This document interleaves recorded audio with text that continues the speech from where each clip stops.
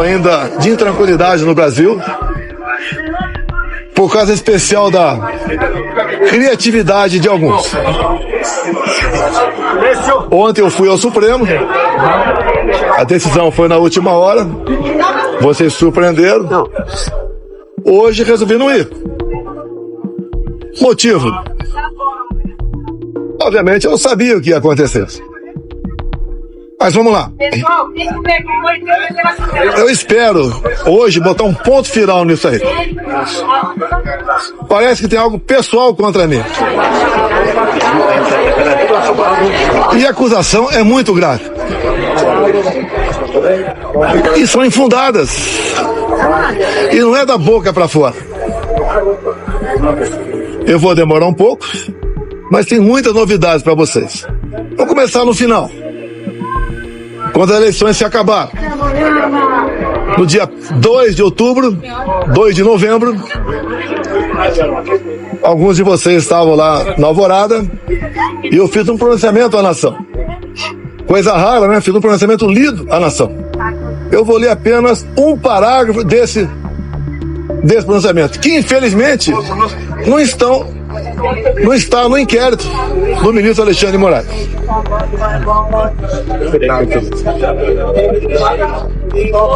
Lá, ó, terceiro parágrafo, bem curtinho. As manifestações pacíficas sempre serão bem-vindas, mas os nossos métodos não podem ser os da esquerda, que sempre prejudicaram a população, como invasão de propriedade, destruição de patrimônio, cerceamento do direito de ir e vir. Ato contínuo, começamos a transição. Alguns dias depois desse pronunciamento, os caminhoneiros começaram a obstruir vias pelo Brasil. Eu fiz um vídeo pedindo para que eles se desmobilizassem. Eu não tinha intenção nenhuma em parar o Brasil, criar o caos, ou estava pensando em outra coisa. Eles cumpriram esse pedido meu. Durante a transição, conduzida pelo senador Ciro Nogueira, tive um encontro no começo de dezembro, no Alvorada, com o escolhido futuro ministro da Defesa, José Múcio. Ele foi pedir um apoio para mim, para que tivesse mais acesso aos respectivos ministérios. No dia seguinte, ele foi atendido em tudo. Voltou depois, entrou em contato conosco e pediu que eu nomeasse os comandantes militares indicados pelo presidente eleito Lula da Silva. Foi que eu fiz. Em dezembro, nomeamos 2 comandantes. O outro saiu mais no final. Atendi ao presidente Lula. Se tivesse qualquer ideia de força, não deixaria os comandantes do Lula assumir. 30 de dezembro de 22, o dia que eu viajei para os Estados Unidos. Mas, antes de viajar, eu fiz uma live que, lamentavelmente, não estão nos inquéritos do senhor Alexandre de Moraes. Como hoje eu vi na mídia, já que eu não estava lá, advogados reclamando de um vídeo que ele botou, mostrando a parte mais agressiva, vamos assim dizer, do quebra-quebra. E quando se fala em quebra-quebra, o próprio Zé Múcio, há pouco tempo, no programa Roda Viva, falou que o que aconteceu de 8 de janeiro não foi golpe. Como o ex-presidente Temer falou a mesma coisa. Como o ex-ministro Jobim também falou. Depois ele voltou atrás. E na verdade, o resumo que eles falaram é o seguinte: golpe tem povo, mas tem tropa, tem armas e tem liderança. 2 anos de investigação não descobriram quem porventura seria esse líder. Eu vi entre ontem e assisti hoje o senhor Alexandre de Moraes falar que 500 pessoas aproximadamente assinaram não persecução penal, um acordo. E ele disse, o senhor Alexandre Moraes, que no acordo essas pessoas admitiam que estavam indo para um golpe. 500 pessoas se programando para um golpe e ninguém sabia. Também, nesses depoimentos, esse acordo, ninguém cita o meu nome. 500 pessoas, ninguém cita o meu nome.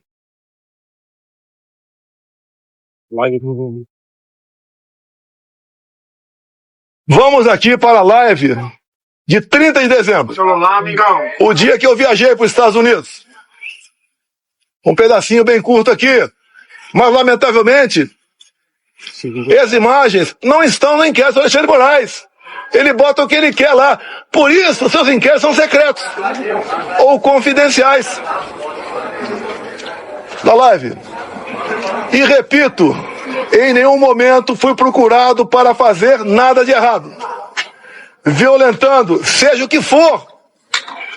Eu entendo que fiz a minha parte. Estou fazendo até agora a minha parte. Hoje são 30 de dezembro. Até hoje eu fiz a minha parte dentro das 4 linhas. Não vamos achar que o mundo vai acabar dia 1º de janeiro. Vamos pro tudo ou nada. Não! Não tem tudo ou nada. Inteligência. Mostrar que somos diferentes dos outros. Nós respeitamos as normas, as leis, a Constituição. Nós sabemos dar valor à liberdade. Talvez isso seja o de mais importante. Mas o pessoal deve perguntar: por que estado de defesa? Lá atrás foi discutido estado de sítio. Você deve se lembrar, na matéria do Gringão, que passou para a Folha de São Paulo, áudios. Um dos áudios dizia: carregue num 42. Eles estavam na dúvida do que me acusar. Estavam na dúvida. Ele achou naquele momento que era melhor falar que queria dar um golpe usando o artigo 142 da Constituição. E agora, entre ontem e hoje, palavras do ministro relator, ficou convencionado por ele, estado de defesa. E o decreto estava pronto para assinar. Seria então, se eu assinasse, o início do golpe. Segundo o ministro relator, configurou-se o golpe a partir desse momento. Mas, antes de hipotética assinatura de um decreto de estado de defesa, como está no artigo 136 da Constituição, o presidente da República tem que convocar os conselhos da República e da Defesa. Aí seria o primeiro passo. Não adianta botar um decreto na frente do presidente, de estado de defesa, e assinar, está resolvido. Não convoquei os conselhos da República e da Defesa. Nem as preparatórias houveram para isso. Se é que você trabalhar com o dispositivo constitucional, é sinal de golpe. Golpe não tem lei, não tem norma. Golpe tem conspiração com a imprensa, com o parlamento, setor do poder judiciário, setor da economia, fora do Brasil. Forças Armadas em primeiro lugar, sociedade, empresários, agricultores. Aí você começa a gestar um hipotético golpe. Nada disso houve. Agora, por que se comentou estado de defesa, estado de sítio? Para a gente desmontar de vez essa história de golpe em cima de um dispositivo constitucional. 2014.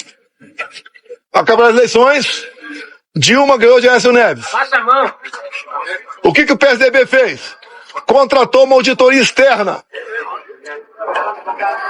Talvez para dar mais credibilidade ao parecer final. Conclusão, parecer final da auditoria externa contratada pela PSDB sobre eleições. As urnas são inauditáveis. Não sou eu que disse isso. Isso foi em 2015. Eleição de 2014. Desde 2012, eu já tinha ações dentro da Câmara dos Deputados pelo voto impresso. Antes de mim, Flávio Dino foi claro, dizendo que perdeu umas eleições por causa do voto eletrônico. Antes disso também, Carlos Lupe, do PDT, em inserções de programa eleitoral gratuito, ele disse: eleições sem voto impresso é fraude. E foi ele que entrou com uma ação contra mim no TSE. Outros 10, 12 falavam a mesma coisa. Eu não era sozinho, não estava sozinho na defesa do voto impresso. Eu não sou obrigado a acreditar, confiar num programador. Eu confio na máquina. Não sou obrigado a acreditar num programador. 2015, eu, deputado Jair Bolsonaro, aprovou uma emenda numa proposta de lei eleitoral, cujo relator era Rodrigo Maia, permitindo o voto impresso. A senhora Dilma Rousseff vetou. Foi derrubado o veto. Na Câmara, algo surreal. Até o PT votou para derrubar o veto. Ato contínuo. Fui convidado pelo ministro Supremo, Luiz Fux, a ir ao TSE. Chegando lá, encontrei o ministro Fux. Tratou muito bem, feliz. Ele me convidou para ir para lá. E falou que o TSE tinha tomado todas as medidas para implementar o voto impresso nas eleições de 2018. E ele falou: deputado, por falta de recurso, apenas 5% das sessões terão voto impresso. Eu falei: é uma excelente referência. É mais número de eleitores do que uma pesquisa. Eu só faço um pedido para o senhor: pulverize as urnas. Ele falou: já está programado, serão pulverizadas. O TSE começou a preparar. Tem um vídeo do ministro Gilmar Mendes, ministro Barroso, elogiando a nova urna eletrônica com a impressora do lado. Bem, poucos meses depois, por 8-3, o Supremo Tribunal Federal disse que a urna era inconstitucional. Essa ação foi proposta pela senhora Raquel Dodge na época, chefe do MP. Porque a impressão do voto, segundo o Supremo, segundo o Supremo, e ela, a impressão do voto colocava em risco a segurança das eleições, o sigilo do voto. Esses foram os argumentos. Deixo claro que na Venezuela só foi possível detectar fraude o ano passado por causa do voto impresso. Foi a primeira vez que a Venezuela adotou o voto impresso. Por que a Venezuela fez isso? Já que o sistema eleitoral deles era exatamente igual ao nosso. Porque houve um momento que o governo Biden queria comprar petróleo da Venezuela. E não podia comprar o petróleo sem nada em troca. Então foi feito um acordo, governo Biden dos Estados Unidos, governo Maduro da Venezuela e oposição. E impuseram então o voto impresso. Ele foi testado a primeira vez em dezembro do ano retrasado, na Venezuela, num referendo, se podia ou não invadir a Guiana para tomar posse da região de Essequibo, que depois que apareceu o petróleo, a Guiana ficou um país cobiçado. E o Maduro, quando foi votar no referendo, falou: aqui você vota sim, sim, sim, sim, papelzinho, não é igual a outro país, é papelzinho dentro da urna. E o Maduro aceitou por que o voto impresso? Já queria ter problema com a Maria Corina ou com o Capriles, os maiores adversários dele naquele momento. O que ele fez? Tornou-os, Maria Corina e Capriles, inelegíveis por 15 anos. Qual a acusação? Atos antidemocráticos. Subir no carro do som e criticaram o governo Maduro. Isso passou a ser ato antidemocrático. Você começa a lembrar um pouquinho do Brasil ou não? As duas oposições mais fortes, fora da ficha eleitoral, o Maduro pensou que fosse entrar em campo e ganhar por WO. A Maria Corina organizou seu partido, organizou bases, fez movimento por toda a Venezuela, muito parecido com o meu aqui, onde a multidão ia atrás. 300 mil mortes em São Paulo, milhares de pessoas por todo o Brasil. Tiveram as eleições. A Maria Corina se organizou, não vou entrar em detalhe aqui, se organizou. Quando começou a apuração, chegando na casa de 70%, o que o Maduro fez? Suspendeu. E logo depois, se autodeclarou eleito presidente da Venezuela, ou melhor, reeleito. Mas a oposição tinha boletim de urna, tinha atas. E essa questão se alastrou fora da Venezuela. Chegou-se à conclusão, então, que tinha havido fraude por parte do Maduro. E tinha que encerrar as eleições por ali, caso contrário, ia dar a vitória do Edmundo, o candidato da Maria Corina. E dali para frente vocês sabem a história. O governo brasileiro, o PT reconheceu a vitória do Maduro. O governo brasileiro, Lula da Silva já, não quis reconhecer. Houve um entreveiro entre ambos. O Maduro falou em certo momento: a sua justiça eleitoral reconheceu você vitorioso aí. A minha reconheceu aqui. Fique quieto ou vou falar. Palavra do Maduro. O voto impresso é um direito. Como a contagem pública de votos tem que ser feita. A Alemanha não aceitou o voto igual ao nosso. Presidente, sobre a decisão de hoje... Não. Desculpa aqui. Eu não vou atender, com todo respeito a você, não vou te atender aqui. Tá? Tá ok. Depois eu fico aberto a... Então o voto impresso, mais de 400 deputados derrubaram o veto em 2016 para 2017. Eles estavam atacando a democracia? Quem votou para derrubar o veto? Atentaram contra o Estado Democrático de Direito? Agora vamos num ponto nevrálgico aqui sobre o voto impresso. Quando acabaram as minhas eleições, a última agora, em 22, o meu partido peticionou o TSE. No dia seguinte, o ministro-presidente do TSE, Alexandre de Moraes, não aceitou, mandou arquivo e nos deu uma multa de 22 milhões de reais. Alguém já viu um advogado ser multado por aí? Por peticionar alguém do Poder Judiciário? Se ele tivesse recorrido, a multa poderia passar para 200 milhões. Ou até mesmo, quem sabe, caçar o registro. Então, não tínhamos como discutir dentro da justiça eleitoral essa questão. Vamos voltar um pouquinho para 2018. Depois voltar para 22. 2018. Eu ganhei no segundo turno. Uma enxurrada de votos. Teve a facada. Mas, 2 dias depois do segundo turno de 2018, chegou um papel no TSE, bem fundamentado, dizendo que tinha havido fraude. O que o TSE fez na pessoa da ministra Rosa Weber, presidente? Oficiou a Polícia Federal e foi aberto um inquérito. Opa! Para investigar a eleição de Jair Bolsonaro, ganhador, tem inquérito. Pro lado de cá, quando eu perco, quando o Lula ganha, não pode nem petição. E foi aberto um inquérito, que alguns de vocês já ouviram falar sobre ele.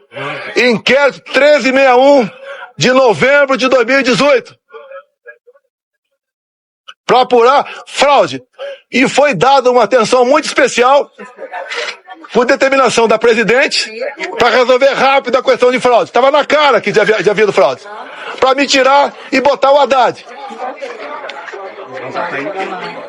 O inquérito começou a voar.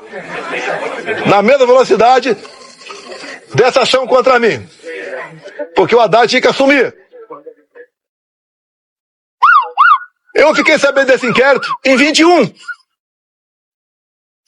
Por que em 21? A Câmara dos Deputados começou a discutir o voto impresso. A autora da PEC, Bia Kicis, relator da PEC, Felipe Barros, do Paraná. Alguém falou de inquérito 1361 que até aquele momento eu não sabia. A comissão especial votou um requerimento e aprovou por unanimidade para buscar esse inquérito na Polícia Federal. E o Felipe Barros teve cuidado quando pediu esse inquérito, se havia algo reservado, algo que tivesse alguma classificação sigilosa para não divulgar. A resposta do delegado, não. O inquérito chegou na mesa, então, da presidente da comissão especial, Bia Kicis. Foi distribuída cópias para todo mundo. Um documento ostensivo. Eu também tive acesso. Aí, então, começou algo realmente inacreditável. O que estava dentro do inquérito? Ato contínuo. Em 22, teve uma reunião com os embaixadores do ministro Fux, com o ministro Fachin do TSE. E ele acabou essa reunião com os embaixadores dizendo o seguinte, algo parecido com o seguinte, senhores embaixadores, tão logo o TSE anuncia o resultado, os senhores devem, junto aos seus respectivos chefes de Estado, reconhecer imediatamente o ganhador das eleições. No mínimo, sinal amarelo. Fosse quem quer, eu ou Lula, é para reconhecer imediatamente? Reunir-se com embaixadores é uma política privativa do presidente da República. Ele não podia ter feito isso. Conhecedor do inquérito 1361, convidei os embaixadores, 2 meses depois, a comparecer no Alvorada. Convidei o ministro Fachin a comparecer também, é tudo aberto, dentro das 4 linhas. Ele não foi. Ali eu mostrei o que era o inquérito 1361. Eu não posso falar para vocês aqui, sobre essas 3 páginas, porque esse inquérito, depois que eu falei sobre ele, ele teve a classificação sigilosa de confidencial, ou seja, secreto. Tudo que acontece aqui, por parte do Alexandre de Moraes, é confidencial, é secreto. 8 delações do CID, secreto. E o que está lá dentro? Que vocês podem pedir via live à Justiça Eleitoral. Quem já pediu já sabe que é negado o acesso. Mas espera aí. Fala-se tanto de democracia, Estado Democrático de Direito, um documento como esse, que trata da lisura sobre as eleições, a apuração de fraude contra o candidato Jair Bolsonaro, você não pode tomar conhecimento disso? Eu aprendi desde jovem que a alma da democracia é o voto. E o voto contabilizado. Por que você não pode tomar conhecimento desse inquérito? O que tem lá dentro? O que o ministro Alexandre de Moraes quer esconder? Vamos continuar. Estou sendo acusado de tentativa de golpe. Algo, o pessoal deve ter percebido, da forma tão incisiva como o ministro Alexandre de Moraes conduz, ou se conduz, tem algo esquisito por aí. O que ele quer esconder? Apenas o inquérito 1361? Eu digo que inquérito 1361 é 99%. Mas vamos lá. Houve interferência no TSE nas eleições de 22 ou não? Não vamos falar em fraude, possível fraude aqui, esqueçam. 100% confiável as urnas. Mas vamos abrir o inquérito 1361.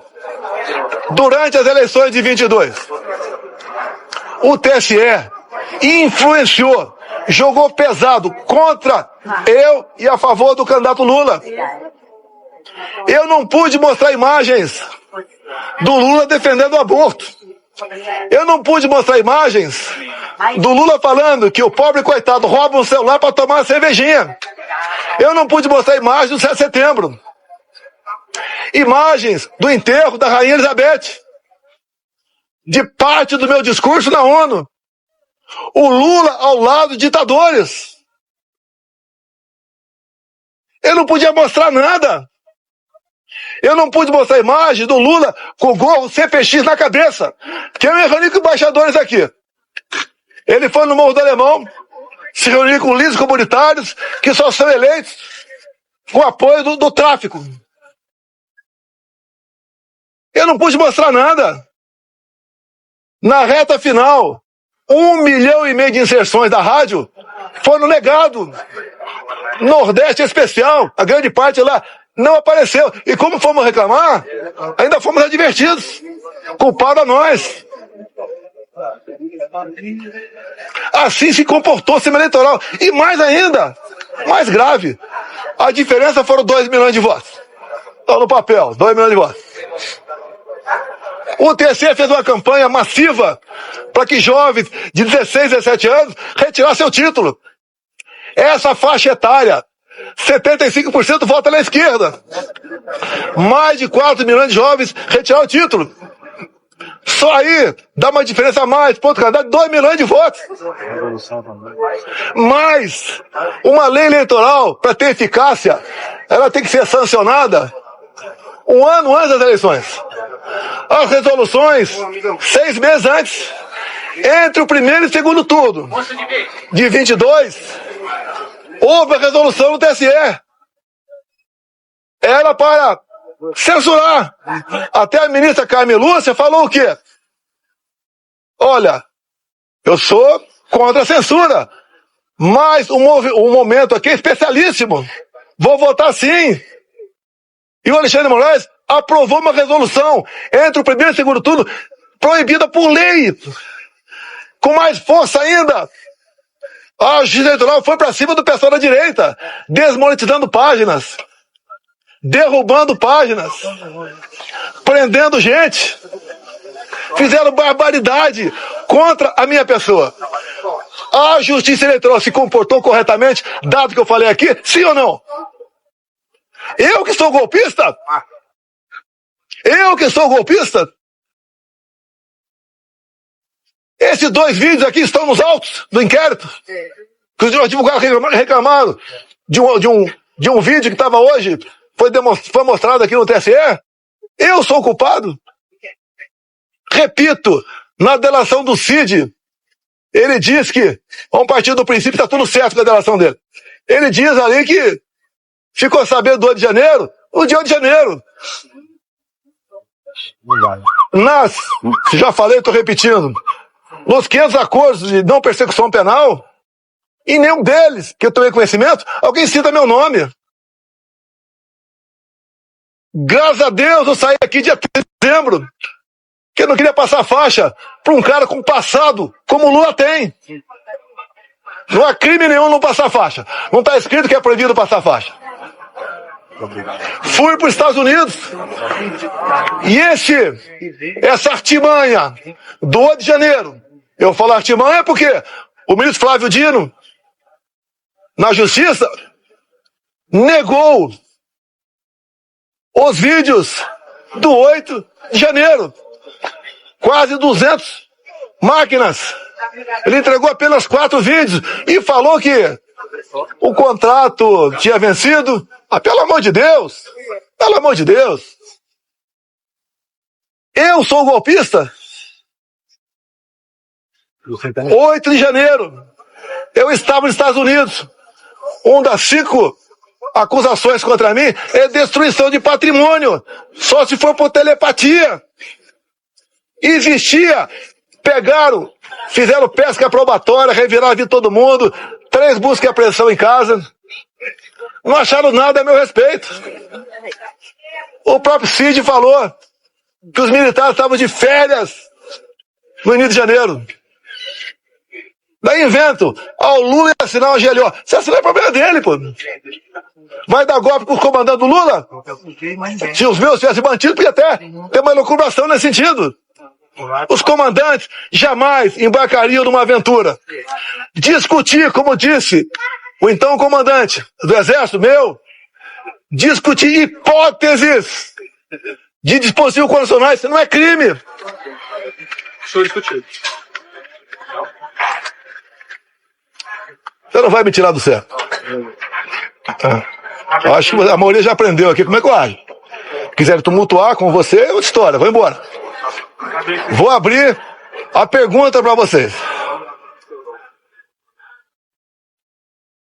Diz Alexandre de Moraes que o golpe começou dia 29 de julho de 21. Um ano e meio antes de acabar 22. E ele tinha que, para dar ênfase à historinha dele, tinha que acabar de 8 de janeiro. E como é que ele chegou 29 de julho de 21? Pegou de janeiro e começou a voltar. O que aconteceu nesse dia que vocês não ficaram sabendo? Ou foi a PF que descobriu? Aquela banda da PF. Nesse dia eu fiz uma live onde eu falei sobre o inquérito 1361. Qual o problema? Um inquérito ostensivo. E diz ele que eu difundi fake news. Eu difundi o que tinha dentro do inquérito. Se é fake news, o inquérito é mentiroso. Esse inquérito está inconcluso até hoje. Saiu de Brasília e foi para São Paulo. Nenhum delegado quer assinar o relatório final. Dado as barbaridades nessas 3 páginas sobre o sistema eleitoral. Eu acredito que vocês querem ter conhecimento disso aí. Vamos botar um ponto final? Vamos! O senhor Alexandre de Moraes suspenda o sigilo do inquérito 1361 de novembro de 2018. É fácil! Vamos para a verdade, vamos botar tudo na mesa. Por que essas prisões absurdas? 17 anos, como 14 para Débora agora. A Débora é uma golpista, terrorista. Ela está sofrendo mais que qualquer ser humano pode sofrer na vida. Ela acorda e dorme, sem dar um beijo, sem dar um banho nos seus filhos. De 10 e 7 anos de idade. Por que 14 anos, 17 anos? Quer botar 30 em mim? Se eu tivesse devendo qualquer coisa, não estaria aqui. Fui para os Estados Unidos, graças a Deus, que se tivesse aqui de 8 de janeiro, estaria preso até hoje. Ou morto. Que é o sonho que eu sei que é de alguns aí. Que eu preso vou dar trabalho. Não vai acontecer não, Deus está contigo, presidente. Então, aqui está grande parte, quase toda a verdade que interessa. Repetindo, 2 de novembro de 22. Quando eu falei com a imprensa, li um papel e começo dizendo que vão sentir saudade de mim, como estão sentindo hoje. Eu vou estar o mês que vem no Rio Grande do Norte com o senador Marinho, como eu já tive outras vezes, depois das eleições. O tratamento é excepcional. Porque o João 32 eu usei na campanha e durante meu mandato. A verdade dói, mas o povo entendeu que a verdade é necessária. É picanha, de graça, cervejinha. Não tem nem ovo agora. A inflação está aí. O povo não quer mais confusão. Por isso que eu falo de anistia. Eu duvido que uma mãe aqui não se coloque no lugar da Débora e não queira anistia. Não encontrar nenhuma arma aqui. Eu estou sendo acusado junto com essas pessoas que foram presas. Tentativa armada. Que arma? Vai no Senado aqui. As armas apreendidas, estilingue, de matada. Que mais? Uma senhora com a Bíblia. Agora, as coisas aconteceram antes do pessoal que estava no acampamento vir para cá. Porque tem vídeo de pessoas comuns mostrando um cara sozinho quebrando tudo por aí. O próprio Lula tem vídeo dele falando: temos que saber quem deixou abertas as portas aqui do Palácio. Foi facilitado. Quando aconteceu de janeiro, a imprensa só mostrava uma imagem, escolhida a dedo, só uma. Aquele cara magrinho, né? Com uma camisa com a minha estampa na barriga, derrubando o relógio. Só mostrava isso. Alguns dias depois, o Lula estava fora do Brasil, eu acho que era a China, defendendo a mudança do padrão dólar. 3 dias depois, a TV CNN mostrou as imagens do G. Dias lá dentro. Junto com perigosos, terroristas e golpistas, ele andando à vontade lá dentro. dorme aqui embaixo, no meu tempo, por volta de 60 militares, a maioria cabe soldado, armado. E aonde é qualquer negócio, ir pro pau, armado, um fuzil. Alguém viu algum soldado armado nesse dia? Facilitaram a entrada deles. Não resta mais dúvida tocante a isso. Comigo, até o ministro Fux falou hoje, né? Que teve um 7 de setembro que ele ficou preocupado. E daí ele falou, graças à Polícia Militar do DF, nada aconteceu. Naquela época o ministro Fux falou comigo, eu era presidente. O ministro, fique tranquilo, o nosso pessoal não faz baderna. Quando acaba o movimento não tem papel no chão. Se é na Paulista não tem um vidro quebrado. Não tem um cesto de lixo incendiado. E numa boa. Sem problema nenhum. O que assusta um outro lado, quando se fala em sistema? Que comigo foi diferente. Deus me deu a segunda via e me deu um mandato. E eu montei um ministério técnico, coisa que vocês nunca viram na vida de vocês. Como agora, continua o balcão de negócio. Ministério estatal, bancos oficiais. Comigo não tinha isso. Apesar da pandemia, que a gente lamenta as mortes. Gastamos R$1 trilhão. Reflexo da guerra. Terminamos 22 com saldo de 54 bilhões. Negociei com o Arthur Lira aqui. Votação de um projeto para a gente poder zerar impostos federais de combustíveis. E zeramos.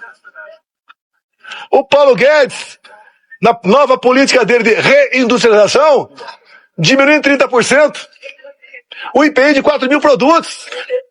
Eu zerei imposto de importação de muita coisa. Pneu de caminhão, peça de trator, material para energia fotovoltaica, medicamentos. E eu comecei a arrecadar mais. Com esse governo, só se fala em taxa. O Lula só acerta quando ele revoga uma medida sua ou de um ministro seu, com a portaria de carimbar a validade do ovo. Ele só acerta quando revoga.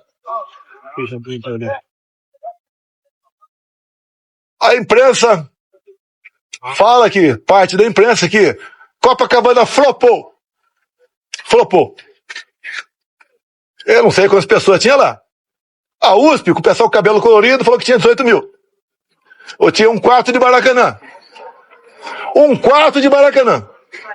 A PM falou 400 mil. Mas nós levantamos que tinha mais de 3 milhões de pessoas assistindo via internet.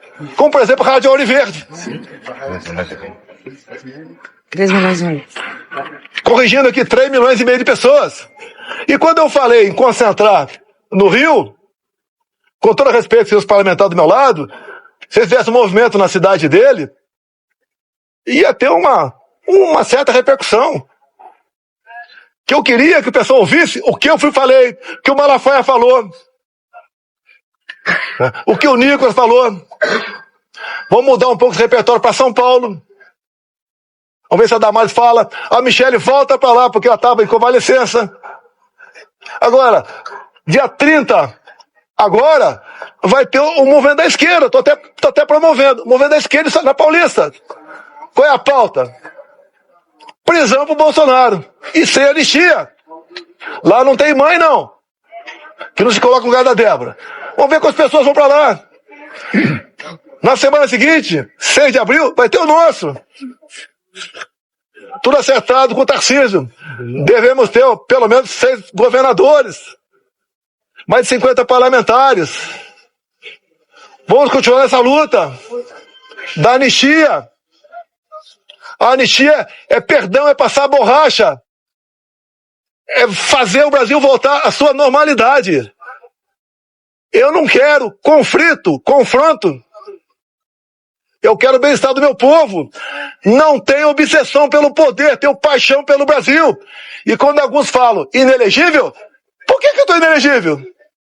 Porque me reuni com embaixadores? Não foi com traficante no Morro do Alemão, não. Abuso de poder político? Qual voto eu ganhei junto a embaixadores? A outra inelegibilidade, abuso de poder econômico. Acabou aqui o 7 de setembro, Com toda certeza, 1 milhão de pessoas aqui, parecia uma plantação de girassol amarelo. Deixei minha faixa, acabou o 7 de setembro, a estrutura dos palanques que estavam por lá de lá, subi no carro de som Cida Malafaia. E ali, eu fiz o pronunciamento. E que coisa ridícula.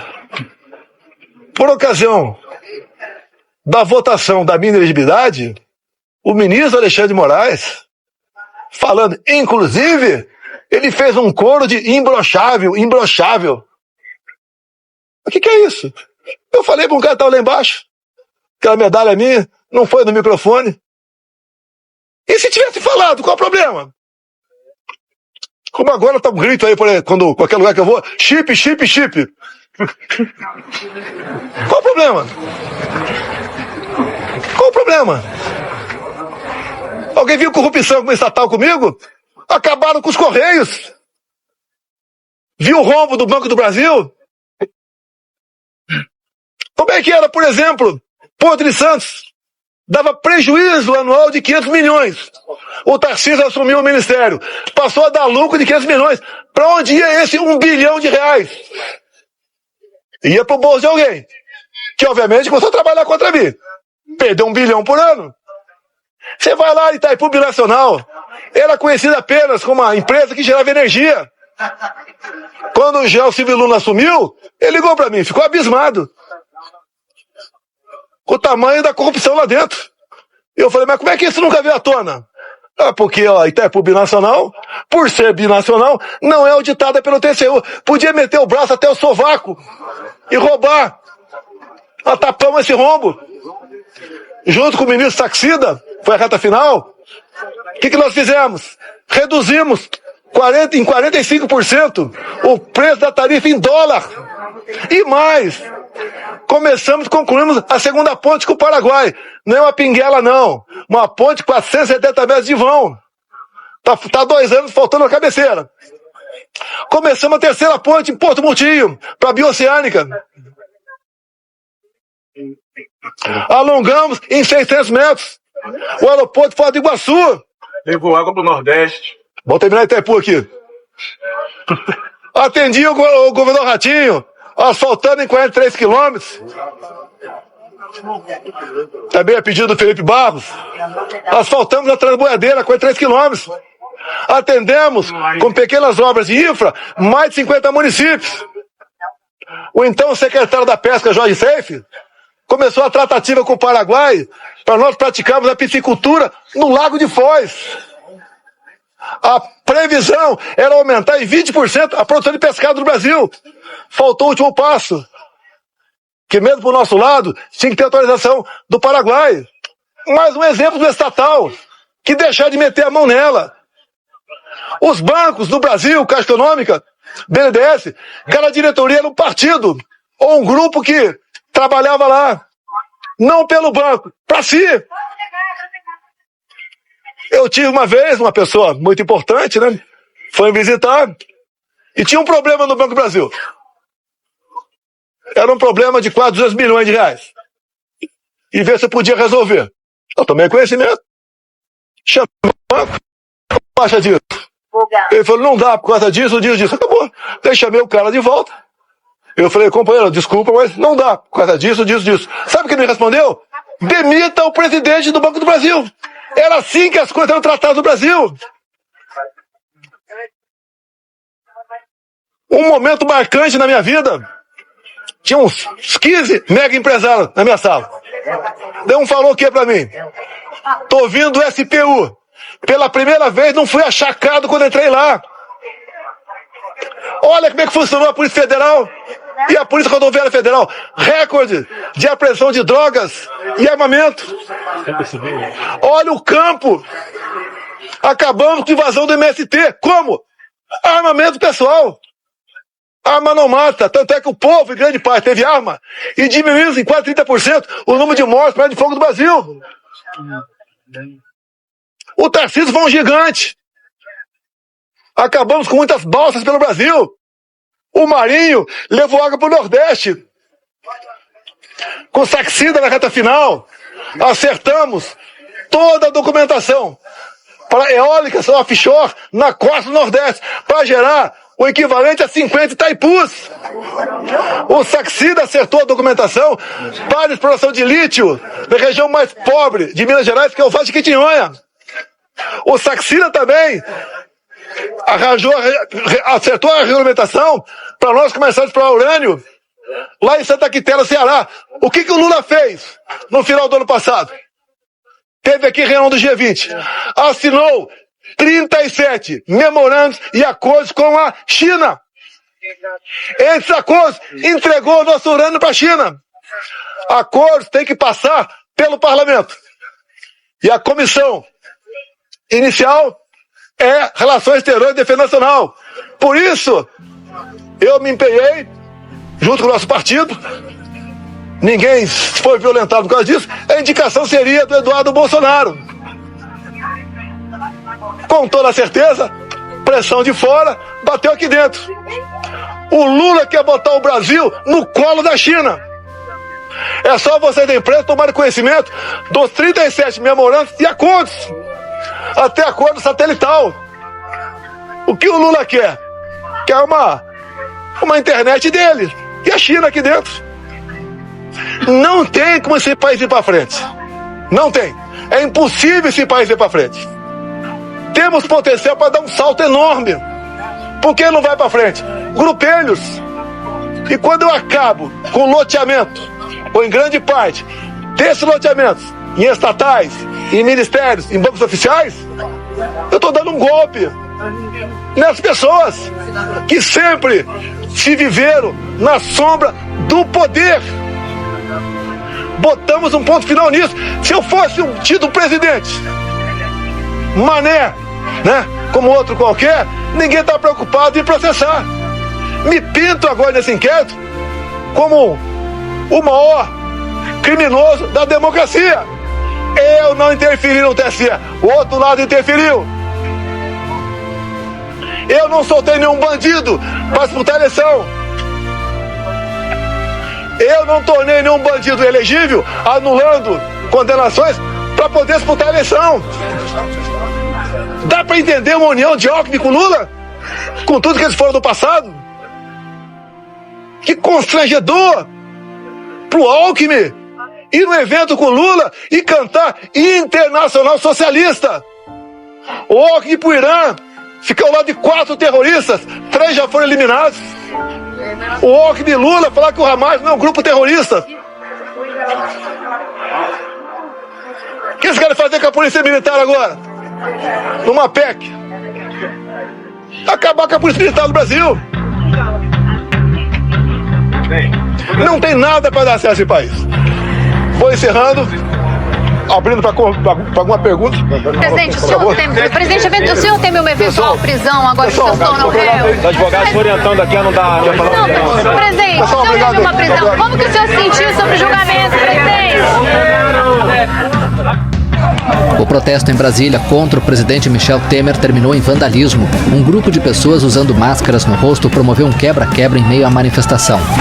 Eles destruíram persianas e vidraças de pelo menos 5 ministérios, entre eles o da Integração Nacional, o do Trabalho e o da Agricultura. O prédio da Agricultura foi incendiado. O fogo já foi controlado. Os servidores federais evacuaram às pressas os edifícios. A polícia militar tentou dispersar os vândalos com bombas de gás lacrimogênio e de efeito moral. Tá lindo, tá bonito. A sessão deliberativa do plenário da Câmara foi suspensa e encerrada após a manifestação. O ministro da Defesa, Raul Jungmann, disse que o presidente Michel Temer decretou a ação de garantia da lei e da ordem na esplanada dos ministérios. Dessa forma, tropas federais passarão a reforçar a segurança na área. Tem aí o Nacional?